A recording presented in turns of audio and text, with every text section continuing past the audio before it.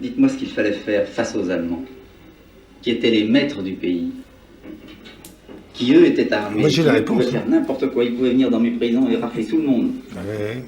J'ai la réponse, à ce qu'il fallait faire. Il fallait pas être là. Oui. Oui, bon, qu'est-ce qu'il foutait là? Il était, il était quoi? Il était pantin des Allemands, un truc comme ça, ou de Saugourmont, je ne connais pas. Bon, il fallait pas être là. Quelle défense imbécile, enfin qu'est-ce qu'il fallait faire? Pas être là. Oui. Bon, je continue. Il me plaît, cet homme-là. Voilà. J'ai fait mon devoir en évitant le pire. Je suis responsable de cet acte, mais qui m'a été imposé par la force. Vous allez me dire, vous n'aviez qu'à fuir. On me l'a dit, écoutez, un prêtre à ce moment-là m'a dit, prenez le maquis. Pas ce soir-là, n'est-ce pas? Dans le contexte de toute cette époque. Il me disait, prenez le maquis. Je lui dis, qu'est-ce que vous me conseillez? Vous me conseillez de déserter, d'abandonner mes camarades? de renier le serment que j'ai fait au maréchal? Ah, voilà. Cette époque me fascine beaucoup parce que la justification de toutes les crapuleries qui ont été faites, c'est Pétain. C'est l'excuse qui vient tout le temps, c'est Pétain. C'est mais j'obéissais j'avais fait serment au maréchal. Bon. La belle affaire. C'est extraordinaire. Et voilà. Et alors, Pétain lui-même disait qu'il n'y était pour rien. C'était les Allemands qui... Qu'est-ce qu'ils foutaient là? Tout le monde n'était pas à Vichy, tout le monde n'avait pas prêté le serment au maréchal. C'est formidable comme époque. But now we come to a period that I call the battle for identity. Lies my grandma told me. Yeah, superstitious devices. Lies my grandma told me. What? Urban mythological rules. Bubble mice, yeah. Salut les kids et bienvenue dans En attendant Godard, saison 18, épisode 29. Cette semaine, émission Résister, collaborer et assumer. Je serai là à Fleuret, toujours pour toi, n'importe où, quand tu voudras. Je serai là, toujours le même, un peu bohème. Prêt à faire des folies, je serai, même si la vie nous sépare, celui qui te redonnera l'espoir. On ne laissera rien au hasard, car tu sais que je resterai ton meilleur ami. Enfin bref, il est 19h et comme disait Peter, c'est l'heure. Eh oui, vous êtes bien dans l'Entendant Godard, l'émission de cinéma quel est mieux que les autres. Donc vous l'aurez peut-être compris à cette citation d'une chanson de... Putain, alors du coup j'ai un doute. de Laurie. Ouais, parce que j'avais Larousseau. Mais Laurie, ta meilleure amie, car donc il sera question ce soir d'amitié, hein. Thibaut, 2 jours après ton anniversaire, je te devais bien ça. Donc d'amitié ce soir, à l'occasion de la disponibilité sur Arte depuis quelques semaines du documentaire Cuba et Alaska de Yegor Troyanovsky. Ensuite, nous parlerons de Les rayons et les ombres, le nouveau long métrage de Xavier Giannoli en salle depuis la semaine dernière. Et ensuite, nous parlerons d'un film disponible sur Disney+ depuis quelques semaines, Destin croisé, In the Blink of an Eye, d'Andrew Stanton. Et pour parler de ce jeu programme autour de cette table, bien évidemment, la fine fleur de la critique du Grand Ouest à ma gauche, toujours à ma gauche, il y a carrément Fleuret. Bonsoir Thibaut. Salut Thomas, salut à toutes et à tous. Et voilà, à la mise en son de cette émission, il y a Margot. Bonsoir Margot, qui vous coucoute, parce que donc le docteur Erwan est retenu en OPEX par le salariat. Quelle saloperie, et donc il ne peut pas être des nôtres ce soir.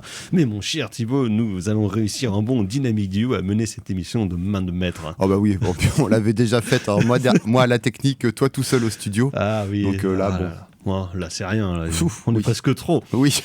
Donc voilà, ce sont les forces en présence. Avant de passer à la section critique de cette émission, quelques nouvelles neuves de tête de ligne. De la merde. De la merde. De la merde. De la merde. De la merde, de la merde. Ah, oh. Ça oui, c'est du bon travail. Alors les agendas, donc pour commencer, les Rest in Peace de la semaine, hein, parce qu'il y en a eu quand même beaucoup. La semaine passée, il y a eu un acteur de Buffy, Brandon, je ne sais plus comment. Bruno Salomon aussi est mort. Tous les deux assez jeunes, hein, 54 et 56 ans, je crois. Isabelle Mergo. Eh oui. Hein, voilà, quand même sympathique Isabelle Mergo, qu'on voyait notamment dans Rocket Aura, cette comédie de 1983. Voilà, avant de faire la bande à Ruquier, de faire Je vous trouve très beau avec Michel Blanc, grand succès à l'époque. Oui, mais gros film nul aussi. Oui, aussi. Chuck Norris est décédé. bien Aïe, aïe, aïe. évidemment. Alors ça, par contre. Ça vous a touché, Ah ça. oui, là, Le vieux réac, ça vous a touché. mon côté républicain, C'est qui ça. est toute mon adolescence. Delta Force, Delta Force, Braddock, Portée Delta Force. disparue. Aïe, aïe, aïe, aïe, aïe. Portée disparue 2 et Delta Force, quand même, c'était quelque chose. Quand je les ai découverts. Invasion USA. Invasion USA. Voilà, une petite dédicace à mon copain Maurice Norris. Parce que ça vient de... Ça, c'était du cinéma. alias Fred. Je crois que le premier que j'ai vu, moi, c'est Top Dog, que j'avais en VHS. Ouh, c'est pas bien ça, par contre. Non, 95, c'est un film qui se passe à San Diego. Non. Voilà. Non, mais là- dans lequel Chuck Norris se tabasse contre des nazis. Ah, entre frères. Eh oui, Ah, bah, voilà, exactement, pas du c'est tout. ça. Il tabasse des néo-nazis américains qui projettent d'abattre le pape, le Dalai Lama et le grand rabbin, je crois. Voilà, qui viennent tous pour une conférence à San Diego. Bon, comment on appelle ça un pharicide. Un pharicide, un Ouais. fratricide. Un ouais. Fratricide. Un fratricide. Et- Oui, bah après Voilà. super filmo quand même. Ah bah, ça, oui. On va pas se mentir. Bien avant les Expendables, j'invite bien entendu tout le monde à regarder ce maxi chef-d'œuvre qui est Portée disparue 2. Ah bah oui. Vraiment, c'est la crème de la crème. Et voilà. Et sinon, autre personnalité un peu connue comme acteur, mais apparemment plus comme homme politique, c'est donc Lionel Jospin qui est mort dimanche. Voilà, Et pendant c'est le notre second grand tour. timonier qui fait Eh une bah, semaine Tu qui a sais que c'est la décrété une première semaine personne deuil national. à qui Moi j'ai aussi. pensé. Parce que notre ancien grand timonier Air Force One Flockley, c'est le dernier des Jospinistes, peut-être. Air One, comme on le disait, était le seul Jospino situationniste qui existe. Donc pour Air One, il y avait deux solutions politiques. La social-démocratie à la Jospin ou la lutte armée. Maintenant que Jospin est mort, Air One, voilà, t'as pas le choix. Voilà. Donc voilà, les Rest in Peace. Acteur dans Le Nom des gens, notamment. Exactement, voilà. Acteur, surtout dans Le Nom des gens Voilà. de Michel Leclerc, dans son propre rôle. Voilà. Film de merde également. Oui, exact. oui. Gros film de merde. Voilà. Mais grand Donc, succès. Voilà, donc filmo pas terrible, comme Jospin. Non. Voilà, on peut le dire. Sinon, donc les agendas locaux, donc c'était les 125 ans du Stade Rennais ce week-end. Hein. Ils ont bien fêté ça avec un match nul. Voilà. Match pourri. On s'est fait voler. Voilà. Mais bon, un beau tifo. Voilà. 3 tifos. Oui, 3 tifos. Mais on s'est fait voler. Ouais, c'était tout pourri. Il y a 2 pénaltys. Voilà, cette saison, on est 7e. Oui, mais bon. Pour l'instant. Bon. C'est-à-dire vraiment mou. C'est c'est mou plus quoi. Ça mou plus. Ça résume bien le Stade Rennais. C'est le Stade Rennais. Voilà. Sinon, donc les agendas, les films, il y a quand même du cinéma aussi. Je vous rappelle que le 19 avril prochain, ce sera le nouveau film du dimanche soir proposé par nous-mêmes et nos meilleurs ennemis du cinéma est mort, L'homme qui voulut être roi de John Huston, d'après le livre de Kipling avec Mark Caine et Sean Connery. Voilà, chef-d'œuvre, formidable. Oui. Allez le voir, ça va être trop bien. La semaine prochaine à Cinémaniacs, donc sur le campus de Rennes au Diapason, ça sera Mise à mort du cerf sacré de Yorgos Lanthimos. Je crois que je l'ai vu, mais je crois que je me suis endormi. Oui, je me demande si... Ah non, c'est-à-dire que c'est celui avec Colin Farrell, la moustache, mais non, c'est The Lobster. Mais je crois qu'il joue dedans aussi, Colin. Oui. Je ne sais plus. Oui. J'avais arrêté avant la fin. Au tambour, demain, 2 films. À 18h15, un des meilleurs chefs-d'œuvre de Louise Buñuel, Le charme discret de la bourgeoisie. Suivi à 20h45 du Festin de Babette, le film danois du début des années 2000 de je ne sais plus qui. Pas vu. Parce que j'ai pas fait mon travail. Donc voilà, sélection autour des arts de la table, on va dire. Oui. Autrement, à l'Arvor, à partir de demain et jusqu'au 7 avril, c'est une rétrospective en 9 films Seijun Suzuki, donc le réalisateur japonais expérimental et populaire dont nous avions parlé notamment lors de notre émission spéciale sur le cinéma enragé au Japon l'année dernière, lors de la sortie du livre de Stéphane Duménildo chez Façonnage. Donc voilà, retournez voir ces films, c'est formidable, c'est merveilleux. Autrement, toujours cette semaine et jusqu'à ce week-end, c'est le festival du cinéma palestinien, donc au TNB et à l'Arvor, avec donc une sélection de films de fiction et documentaires autour de l'histoire de la Palestine.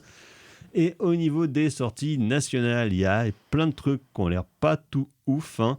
Il y a Ceux qui comptent, genre de comédie sociale et un peu douce amère avec Sandrine Kiberlin et Pierre Lotin. Ouais, voilà.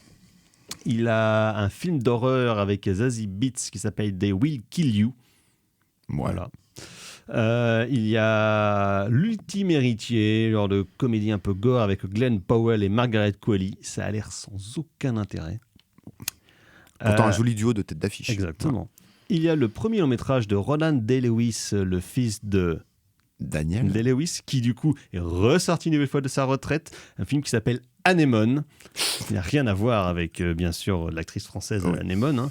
Et donc avec aussi Sean Bean, qui joue le fils, méchant. je crois, ou le frère. Non, le fils non. ou le frère. Relation conflictuelle avec Daniel Day-Lewis, qui s'est fait une grosse moustache et s'est rasé le crâne. Voilà, il y a le nouveau film de Koji Fukada, Love on a Trial, sur le phénomène des idoles au Japon, où ça se passe mal, problème de contrat, tout ça, amour. Pourquoi pas. Il y a un film avec l'excellente Salomé Devels qui s'appelle L'île de la demoiselle, où laquelle une femme, après avoir pêché avec un jeune noble, est foutue sur une île déserte et ça va mal se passer avec le gonze. Why not? Et sinon, il y a une comédie déglinguée de Graham Guite, Plus fort que le diable, avec Asia Argento, Melville Poupeau, Raika Hazanavicius. Voilà. Ouais. C'est pas fou. Non, c'est pas fou. C'est ventre mou plus, Ah là bah, aussi. Ouf. Exactement, on en parlait en off avec Margot avant l'émission. Déjà que l'année est quand même un peu pas folle pour le moment. Il y a Non. des bons trucs, mais c'est un peu mou. Là, on rentre dans le fameux tunnel pré-Cannes, hein, donc voilà, qui aura lieu donc mi-mai. Donc comme d'habitude, entre avril et mai, il y a rien qui va sortir parce que tout le monde se retient pour le festival et Thierry Frémaux, et donc ça sortira après. Ouais. Voilà. Mais nous trouverons bien évidemment des choses à nous mettre sous la dent. Nous allons passer à la section critique de cette émission. Nous allons nous diriger sur le front ukrainien avec de beaux amis.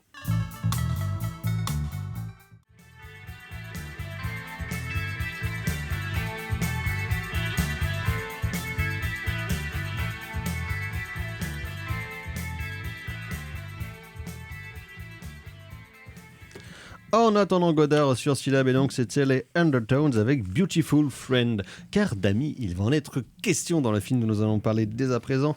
Cuba et Alaska de Yegor Troyanovsky, qui est disponible depuis quelques semaines sur arte.tv. Et donc, film qui a pour cadre, en tout cas pour toile de fond, la guerre en Ukraine, parce que nous en parlions un petit peu en off avec Thibaut avant le début de l'émission.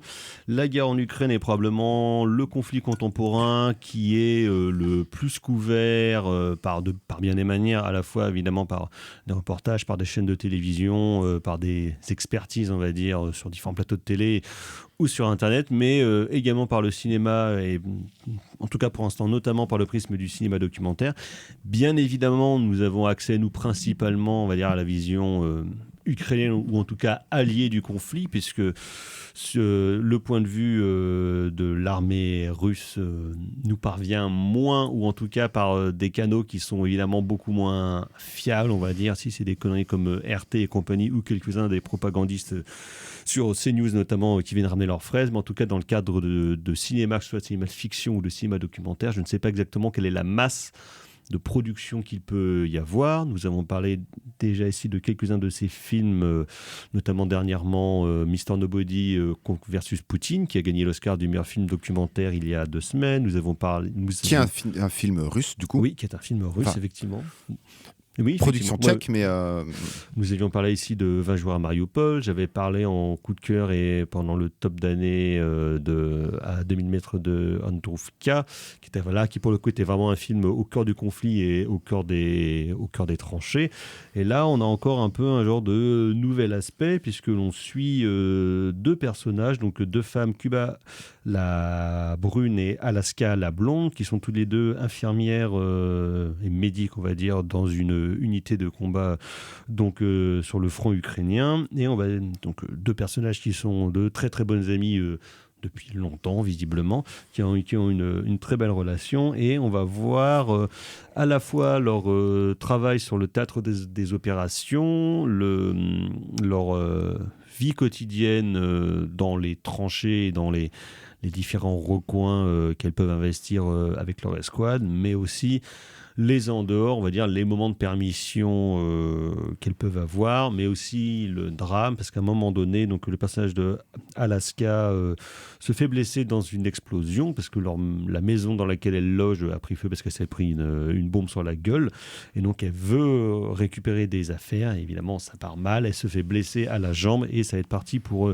plusieurs semaines, voire plusieurs mois de rééducation, et en parallèle on va suivre donc Cuba qui est toujours sur le front, mais qui en même temps mène d'autres activités, et c'est là aussi un des aspects qui est intéressant, en dehors de la guerre. Elle a d'autres activités, on va dire, professionnelles et passionnelles, notamment dans le cadre du milieu de la mode, parce qu'elle est dessinatrice, elle est conceptrice de... Elle est styliste. Elle est styliste, voilà, c'est le mot que je cherchais, merci. Elle est styliste, et donc à un moment donné, notamment, elle a une petite échappée, parce qu'elle va présenter certaines de ses créations en Europe, et notamment à Paris.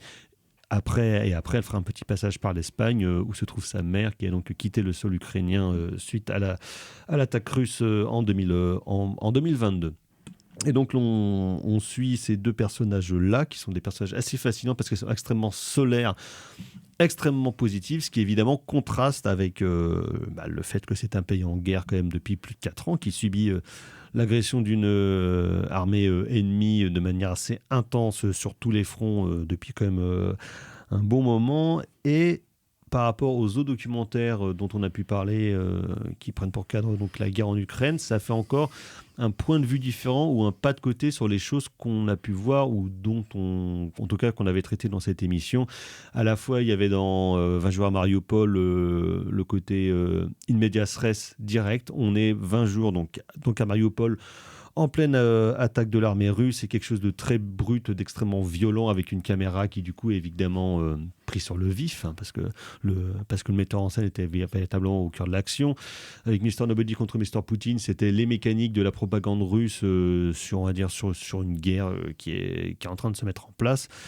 Et donc là, on a encore un aspect différent, qui est un aspect, à la fois on est au cœur du conflit, mais en même temps, c'est avec une section particulière, en tout cas un corps d'armée assez particulier, et de voir les allers-retours entre les moments de pause et les moments de conflit, où il y a évidemment des choses assez dramatiques qui se passent. Oui, bien entendu, le film propose un lot d'images très difficile, même si on n'est pas dans ce qu'on pourrait appeler le war porn, hein, où on va montrer à outrance et de manière donc quasi pornographique une géographie. Surtout qu'on peut, en plus, parce qu'on peut se dire qu'en suivant des infirmières, on pourrait voir, a priori, on est quand même destiné à voir des trucs sacrément dégueulasses, parce qu'on verra que des blessés. Mais voilà, en fait, on ne voit pas ce traitement pornographique d'une géographie, que ce soit la campagne ou une ville. On ne voit pas de traitement pornographique également, j'ai envie de dire, politico-idéologique, et on ne voit pas de traitement pornographique en termes de captation du corps humain, du corps du soldat humain en train de se faire déchiqueter. Voilà. Donc c'est un film qui a une très... Ça va être compliqué de parler de ce film en disant il y a une belle pudeur ou c'est bien ficelé ou c'est parce que voilà, on est quand même au cœur d'un conflit. On est quand même au cœur du conflit, mais donc en fait il y a une distance parce qu'on le voit par le prisme de ces deux personnages-là, qui en fait pas filtrent mais font un peu écran sur l'horreur du truc. En fait, voilà, si on pourrait comparer... Si on pouvait, pardon, oui, les cinémas palérés. Si on pouvait comparer les Cuba et Alaska avec un autre film, bien entendu, ça serait avec 20 jours à Mariupol, parce que ce sont deux films qui sont totalement différents et en même temps qui sont totalement complémentaires, dans le sens où ils ouvrent le spectre documentaire, mais vraiment en mode littéralement cinémascope, pour pouvoir saisir toutes les données, tous les tenants et les aboutissants de ce conflit, que ce soit en termes de violence physique, violence politique, violence idéologique, mais que ce soit également en termes d'humanité. On n'est pas non plus dans une humanité totalement en déliquescence, on n'est pas devant un corps en déliquescence, on n'est pas devant un espace géographique en déliquescence, et ça fait du bien. Je mets bien entendu ça entre guillemets, mais... disons que d'un point de vue totalement théorique, la couverture documentaire de ce conflit-là est absolument passionnante, et je pense que ça pourra faire l'objet d'études supérieur, en espérant bien entendu que le conflit se résolve le plus vite et le mieux possible. Je disais, donc c'est probablement le conflit contemporain le plus documenté, parce qu'évidemment, par exemple, la guerre au Soudan, on a extrêmement peu d'images et de témoignages même dessus. Ce qui se passe à Gaza ou en Palestine de manière générale, ou la guerre qui est en train de mener Israël contre tous ses voisins. Ce qui s'est passé au Yémen, on voit que dalle aussi. La communication est évidemment très cloisonnée, c'est extrêmement difficile d'avoir des images d'ailleurs de n'importe lequel des côtés, parce que du côté de l'armée israélienne c'est très contrôlé, de l'autre côté c'est très contrôlé aussi. On a que des bribes d'images en plus, et c'est pareil, c'est plusieurs narratifs en même temps qui se mettent en place. Contre l'Iran, j'en parle même pas, c'est encore un autre bordel. Mais ce qui s'est passé entre l'Inde et puis le Pakistan aussi, ce qui s'est passé entre la Thaïlande et le Cambodge, enfin c'est... Voilà, il y a beaucoup de conflits contemporains où en tout cas on a peu de matière vidéographique, ou en tout cas de films sur ces sujets-là. C'est pour ça que le conflit ukrainien, on va pouvoir le comprendre, on va pouvoir le disséquer, on va pouvoir essayer de prendre du recul quand ce sera bien entendu arrivé à terme, on espère bien entendu le plus vite possible, pour éviter que l'histoire se répète. Mais bien entendu, les histoires tout est cyclique, bien entendu ça va se répéter, il ne faut pas être... y compris en termes géostratégiques, c'est le genre de films qui sont très intéressants pour voir comment ça se passe sur le terrain, pour voir vraiment le merdier, quoi. Au-delà du film conflictuel, je prends la grande force de ce métrage-là, de ce projet-là, c'est cette dimension humaine, c'est-à-dire que le film ne sera pas... C'est un buddy movie. Oui, c'est totalement un buddy movie, mais ce film-là n'a pas pour vocation à être un choc politique, un choc esthétique, un choc humain, comme a pu l'être 20 jours à Mariupol. 20 jours à Mariupol est un film extrêmement dur, extrêmement dense, qu'il faut bien entendu voir, mais il proposait également tout un cadre théorique sur la position du documentariste, sur la position, comment traiter une image de guerre quand on est au sein même du conflit. Qu'est-ce que je dois filmer ? Est-ce que je dois me barrer ? Comment je dois le filmer ? Il y avait tout un tas de questionnements. Je vous invite à réécouter ce qu'on disait à l'époque. Mais voilà, le film était au-delà du voir porn. C'était qu'il y avait quelque chose de vraiment théorique. Ici, ça l'est un petit peu moins. Et on rentre un petit peu plus dans une humanité. Alors bien entendu, c'est pas une humanité qui est bienveillante, parce qu'ils sont quand même là pour faire la guerre. Pour foutre les Russes dehors. Pour foutre les Russes dehors. Et une des dernières séquences du film, quand ils fêtent la nouvelle année, sans trop spoiler, mais quand ils fêtent la nouvelle année et qu'ils écoutent Zelensky, bon, tu sais pas trop ce qu'ils en pensent de Zelensky, mais quoi qu'il en soit, ils disent vive l'Ukraine, et puis on y va, et puis on y retourne. D'ailleurs, le réalisateur, après ce film-là, va s'engager sur le front. Mais on est vraiment dans une partie un peu plus humaine, et ça nous permet, ça nous permet de mettre des visages, et ça nous permet de mettre des noms sur ces personnes qui sont au cœur de ce conflit. Et on n'est plus dans une question, comme je le disais pour 20 jours à Mariupol, on n'est plus dans une question théorique. En fait, c'est quasiment un film de soldats plus qu'un film de guerre. Et en fait, c'est exactement ça. Après, la beauté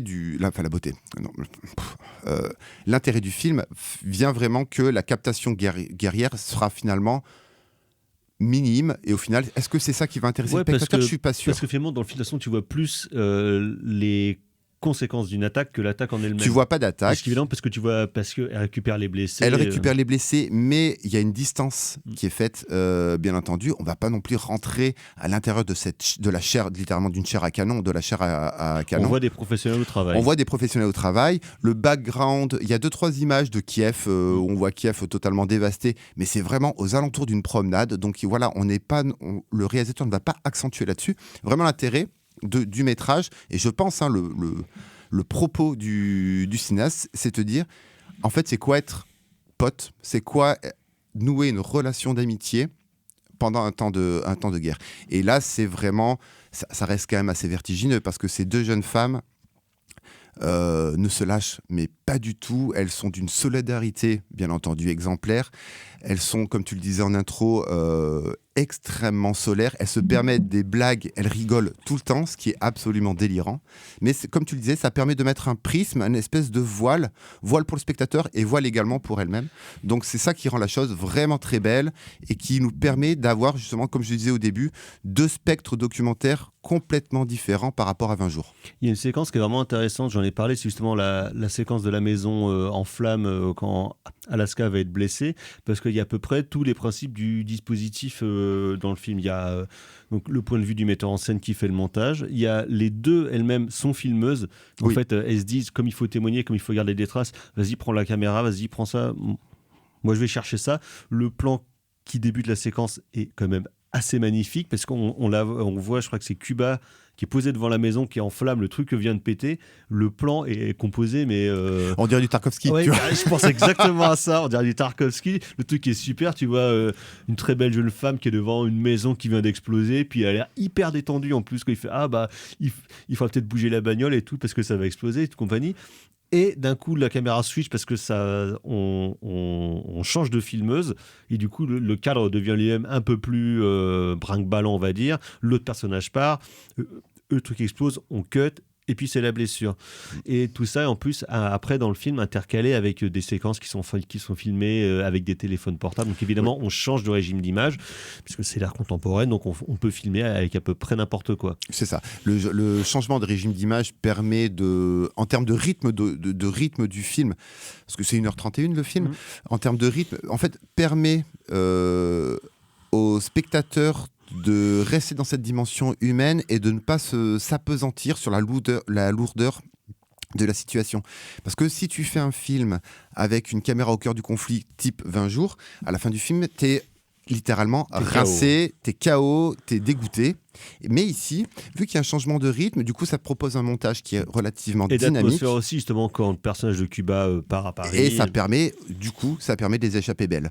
Alors, ces échappées belles certes, elles sont minimes, mais elles ont le mérite d'exister. Et surtout, on se rend compte à quel point elles sont importantes. Tu sais... L'échappée à Paris, bon, quand tu es styliste et que tu vas proposer un défilé à Paris, bon, c'est un peu le Graal. Hein. Voilà, c'est comme si, en termes de cinéma, tu allais te taper l'Ours d'Or à la Berlinale ou voilà, peut-être pas la Palme d'Or au Festival de Cannes, mais tu proposes, ou du moins tu es sélectionné à un festival de renommée internationale, type Berlinale, Venise ou Cannes. Ici, c'est quand même comment dire, c'est un step professionnel, une étape professionnelle qui est tu sens l'échappatoire aussi, genre une semaine avant, t'es littéralement les pieds dans la boue en train de couper des gens parce qu'il faut sauver des gars, et puis une semaine après t'es en robe de soirée. Donc contraste improbable. C'est contraste improbable, mais tu dis que finalement... Dissonance cognitive. C'est ça, mais tu te dis, mais en fait, pourquoi tu filmes ça ? Est-ce que tu as envie de nous dégoûter ? Ou alors, justement, c'est tout l'inverse. Est-ce que le réalisateur n'a pas envie de nous proposer la possibilité d'un futur meilleur ? Parce que, en plein cœur du conflit, si elle arrive en plein cœur du conflit et qu'elle arrive à proposer un défilé de mode à Paris, Paris, c'est l'équipe, tu vois, où t'as Paris, t'as Milan, en termes de mode, bon, les ricains, la mode, on va leur laisser, mais Paris et Milan, qu'est-ce qu'ils y connaissent, sont deux places fortes. Sont deux places fortes de la mode, et tu te dis, putain, elle y arrive en plein cœur du conflit, donc quand le conflit va se terminer, qu'est-ce qui va pouvoir se passer ? Elle va pouvoir elle a l'air d'avoir du talent, elle a l'air d'avoir du bagou, elle a l'air de se sortir les doigts pour se proposer des choses comme ça, parce que ça ne doit pas être évident. Donc tu te dis, ok, à la fin du conflit, il y a la possibilité d'un futur meilleur. Et c'est peut-être pour ça que le film n'est pas aussi plombant. Tu penses toujours à l'après, tu penses à l'après-victoire. Et du coup, c'est fort, parce que... Alors ça, c'est Cuba, parce que Alaska, en parallèle, la destinée d'Alaska, en fait, elle est blessée, elle fait une rééduque. T'as l'impression quand même que la rééduque, elle est pas folle, donc elle parce en chie bien sa mère. Elle en chie et elle a envie de retourner sur le conflit. Donc tu dis, Alaska, là, c'est un peu compliqué ce que tu es en train de faire. Mais si elles sont tellement solidaires et elles ont une amitié qui est tellement puissante que tu dis, ok, il y en a peut-être une qui va la prendre sur son épaule et qui va l'amener vers ce futur meilleur. En tout cas, cette séquence-là pourrait paraître... Sœur d'armes, quoi. Sœur d'armes, exactement. Mais c'est pas le film de Caroline Fourest, attention. Mais ça, c'est un film de merde. Ça, voilà. Mais tu te dis... Ça, je l'ai vu en salle. Oui. On l'avait pas fait ici. Si, je crois que j'avais fait. Mais bon, bref. Du coup, j'ai perdu le fil. Non, mais voilà. En fait, tu aurais pu te dire, cette séquence, elle sert à quoi ? Bon, mais en fait, elle sert à ça. Les séquences avec sa mère, tu te dis, oui, type, bon, c'est un peu tarte à la crème. Je mets ça bien évidemment entre guillemets. Quand elle va voir sa mère, tu te dis, oui, bon, ben, les relations commencent à s'étioler parce que le conflit, parce que mais tu vois, l'éloignement. au moins, c'est pas genre comme dans les films de guerre ricains où les ricains ils sont je suis triste, j'ai tué plein de gens. Non, elle y va. Il y a que des victimes dans cette affaire. Bah non, c'est vous qui avez tué les gars. Non, elle y va, et il y a quelque chose à mettre en parallèle avec ce défilé de mode. C'est bien entendu quand elle noue une relation d'amour avec un autre soldat, et tu dis pareil, il y a de l'amour, possibilité d'un futur meilleur. C'est pas évident quand même. La ligne directrice du film est franchement pas évidente, et moi je trouve qu'elle est tenue parce que au-delà de tout ce positionnement humain, il y a avant tout, et c'est ça peut-être le plus important, il y a avant tout Cuba et Alaska. C'est des jeunes femmes qui, tu te demandes, alors le rire peut-être est la meilleure solution pour soulager toute cette merde, mais tu te demandes un tel plein d'humanité, pas un trop plein d'humanité, mais un espèce de surplein d'humanité qui est possible en Europe, enfin sur le conflit européen. Sur le conflit européen, sur le sol européen en 2026, j'ai envie de dire chapeau à elle, chapeau au Réal, et on espère bien entendu que tout ceci va se finir de la meilleure des manières, mais ça s'enlise un peu quand même, c'est long. Oui. C'est long. Sinon, du coup, j'en parlais tout à l'heure, le documentaire à 2000 mètres d'Andrivka de Mislav Tchernov, qui donc suivait une escouade ukrainienne, et en ce moment sur la plateforme de France.tv. Film très dur aussi, mais film assez formidable. Et autre documentaire sur le conflit, mais dire du point de vue russe, qui s'appelle Intercepté, de Oksana Karpovitch, où en fait c'est les services secrets ukrainiens qui ont intercepté des centaines de conversations entre des soldats russes et leurs familles.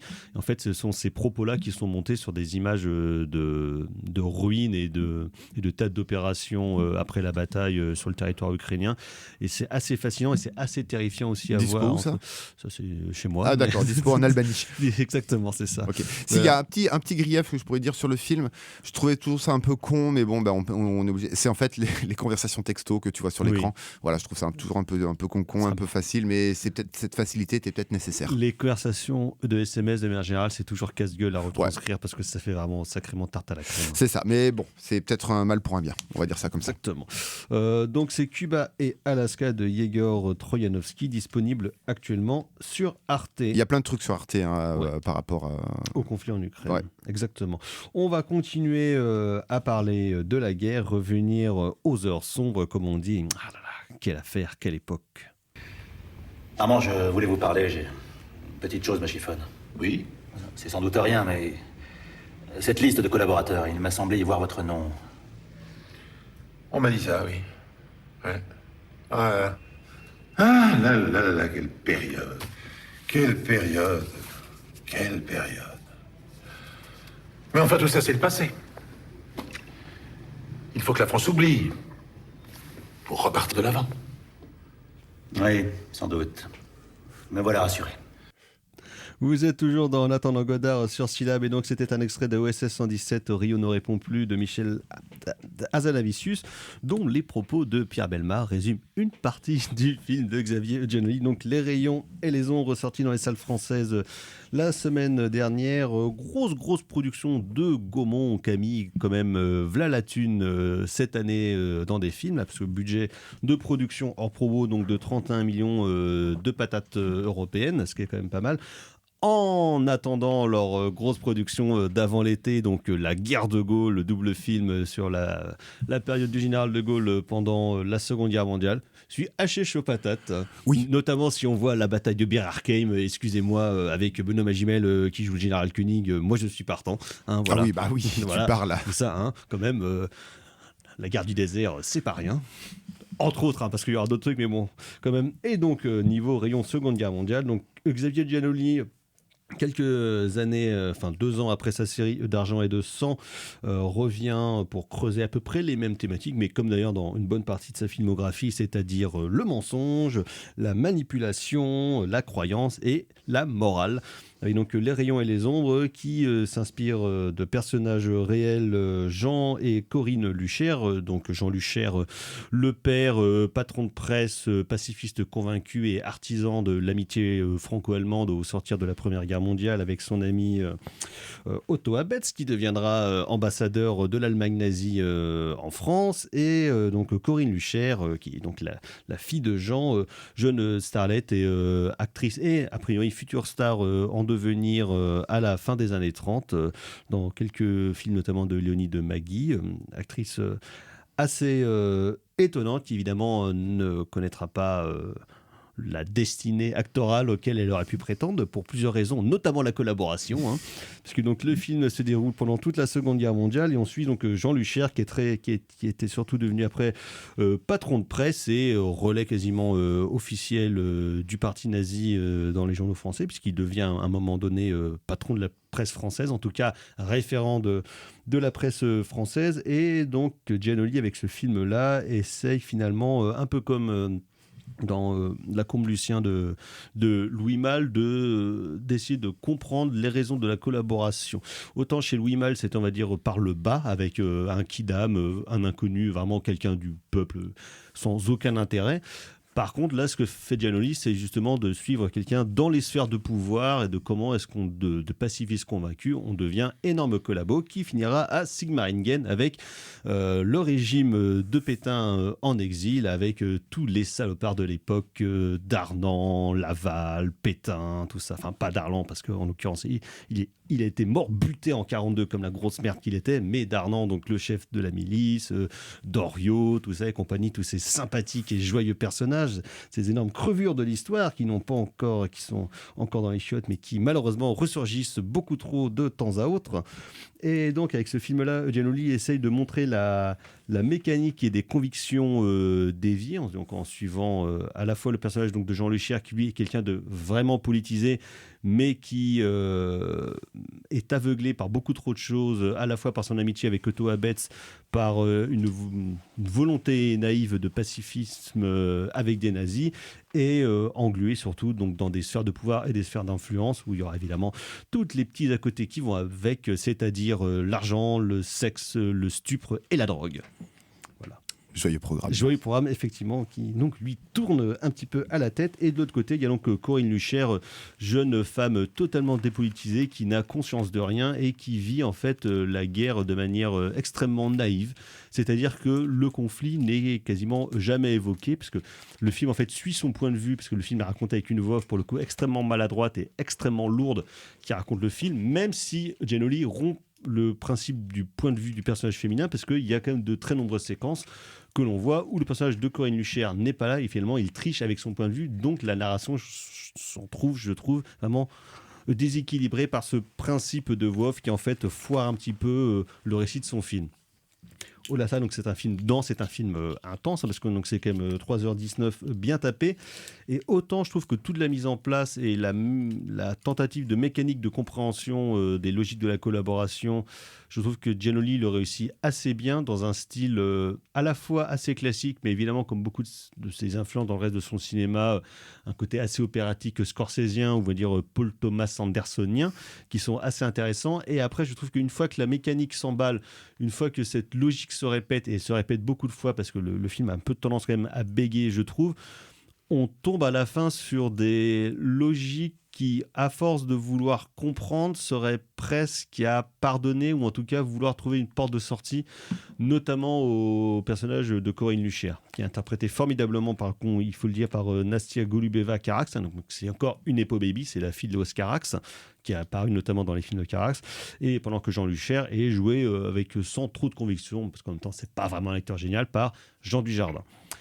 Donc voilà, il y a tout ça, c'est assez dommageable, d'autant que le film, comme je disais, Giannoli essaye d'avoir un regard moral là-dessus, et la manière, la façon qu'il a de procédé et ce qu'il a trouvé comme, on va dire, comme procédé, c'est quelque chose qu'il faisait déjà dans sa série d'Argent et de Sang, donc qui était une série sur l'arnaque à la taxe carbone qui a été faite par des voyous de Belleville et des gars de la Haute en 2009-2010. Il y avait dans la série à un moment donné, donc le flic qui a des fêlures incarné par Vincent Lindon, dans l'épisode 8 ou 9 je crois, un gros monologue où Vincent Lindon dit ce que c'est que la morale, ce qui est bien, ce qui est pas bien, qui est un truc hyper lourd, très très Vincent Lindon porn, tu vois, qui veut montrer que lui c'est vraiment un gars qui a de la morale et puis qui a un sens de l'éthique. Et là, il fait un peu pareil à la fin avec donc la scène du procès de Jean Luchère où le procureur, qui est incarné par Philippe Torreton, a aussi reprend les propos du procureur pendant le procès, mais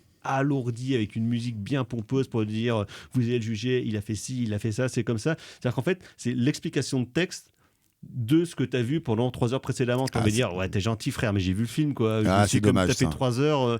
Et en fait, ça alourdit, c'est genre le clou sur le cercueil en disant, ouais, mais. Et ce qui, du coup, laisse étonnamment un petit goût un peu rance. Parce que tu te demandes si il est compréhensif, s'il a de la complaisance envers ses personnages ou s'il les excuse, alors qu'il n'a pas l'air de les excuser parce qu'il montre tous les mécaniques, justement, de l'emprise et de la volonté collaborationniste ou non d'ailleurs de ces gens-là, mais du coup tu sais plus trop sur quel pied danser et t'as l'impression que c'est un peu lourd. C'est comme tous les mecs maintenant qui vont t'excuser Rebattet, Brasiac, Céline en disant ouais mais c'est quand même des grands stylistes quoi, les mecs c'était des super écrivains, ça reste des merdes. Je veux dire, ça reste Rebattet s'il était buté pendant l'épuration, c'est quand même pas pour rien quoi.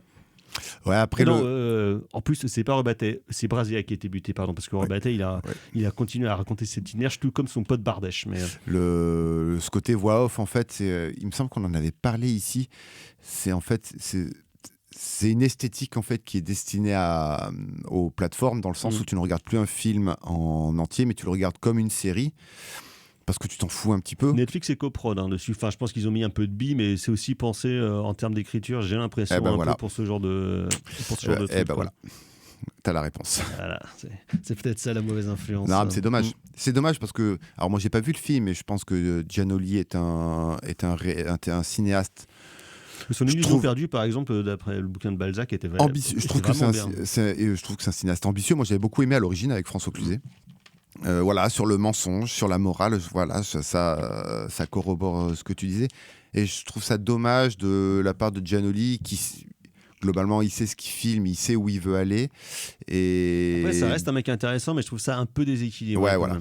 Et puis, ce côté un peu lourdeau, c'est pas triste de sa part, mais c'est dommage. Je conseille par ailleurs de revoir le film Pétain de Jean Marbeuf de 93 avec Dufilou dans le rôle de Pétain et Jean-Yann dans le rôle de Pierre Laval, qui là aussi explique les mécaniques de la collaboration, mais justement par le prisme de la présidence et puis de l'état-major de l'armée de Vichy.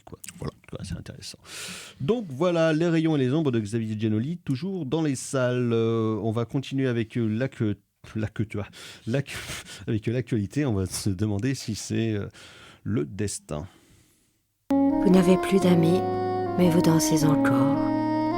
Vous n'avez plus rien, mais vous dansez encore. Vous êtes seul, mais vous dansez encore. Vous êtes misérable, mais vous dansez encore. Vous êtes très malade, mais vous dansez encore. Vous n'avez rien compris, et vous dansez encore.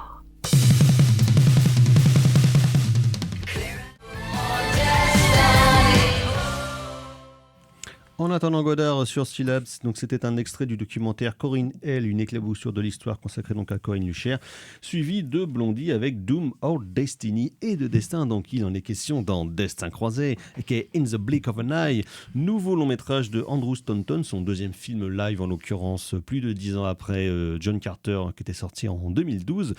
Andrew Stanton, on le connaît évidemment principalement comme réalisateur chez Pixar, puisqu'il il a réalisé notamment Mille et une pattes, si je ne m'abuse, Le Monde de Nemo, Wall-E et Le Monde de Dory. Le Monde de Dory qui est son dernier film en date, parce qu'après il a surtout réalisé des épisodes de Stranger Things ou de la série Légion. Et donc là il revient avec un film live qui est écrit par Colby Day, dont ce scénario était sur la blacklist hollywoodienne depuis 2017, donc c'est-à-dire la liste des meilleurs scénarios pas encore produits, et on se demande bien pourquoi, puisque donc ce film se passe sur 3 époques différentes, à la fin de l'ère Néandertal où on suit un gars et son gland qui va découvrir d'autres gars, puis à l'époque contemporaine scientifique. Un gland végétal. Un vrai gland, oui, voilà, le gland d'un arbre.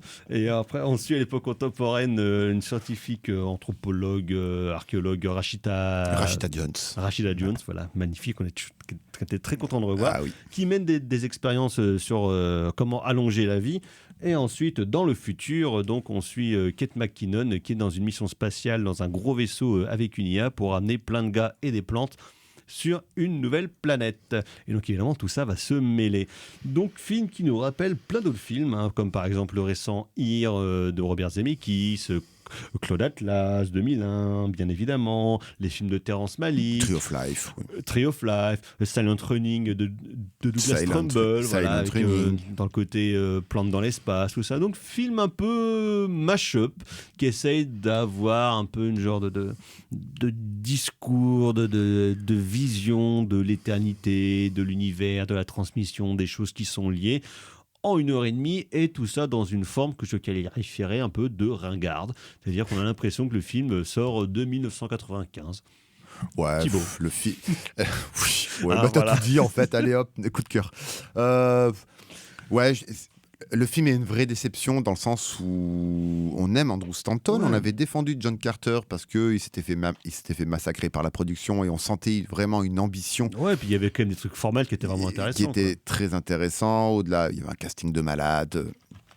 Le pauvre Taylor Kitsch qui a vraiment pas eu. Putain, il a des billes de cinéma. Ouais, alors que bon, on fera des Night Lights, toujours, pour toujours. Et ici, en fait, on le retrouve dans un film. Alors, l'ambition est indéniable. Mais comme tu le dis... Mais l'exécution... En fait, à quoi ça sert d'être aussi ambitieux si c'est pour faire un mash-up de films qu'on a déjà tous vus et qui sont vachement mieux. Et qui sont vachement mieux et qui sont célébrés en tant que tels, c'est-à-dire, globalement, là, c'est que des chefs-d'œuvre. Donc c'est... Comment tu peux... Alors, c'est un film de plateforme, mais comment tu peux faire un film d'une telle ambition et que ça ne dure que 1h30 et trouver ça déjà trop long. La mise en scène, notamment spatiale, est clairement pompée sur Kubrick. Mais c'est un très très bon technicien, Andrew Stanton, il n'y a pas de problème. Mais c'est pas un narrateur. Les débuts, la période néandertalienne, c'est clairement Terrence Malick. On va pas. Et puis le film sur le campus, là, le film à l'époque actuelle, c'est clairement, on s'en fout en fait. Donc c'est dommage. Même le type de raccord, c'est des types de raccords qu'on avait déjà vus dans Cloud Atlas. Ah ouais, c'est quand même. Donc tout est dommageable et pourtant le film n'est pas détestable. Je dis pas que c'est un film de merde, c'est juste un film loupé. Ouais, c'est parce que tu sens une sincérité, tu sens une passion du cinéma, une passion de la science-fiction. Il y a quelque chose quand même. Que pire qu'un mauvais film, c'est un film on s'en fout un peu. Ben ouais, mais putain, ça fait tellement chier. La musique de Thomas Newman, il y a des très très beaux thèmes et à un moment tu as l'impression qu'il a fait. Alors j'ai pas regardé les crédits parce que bon j'ai éteint dès que le chrono direct après.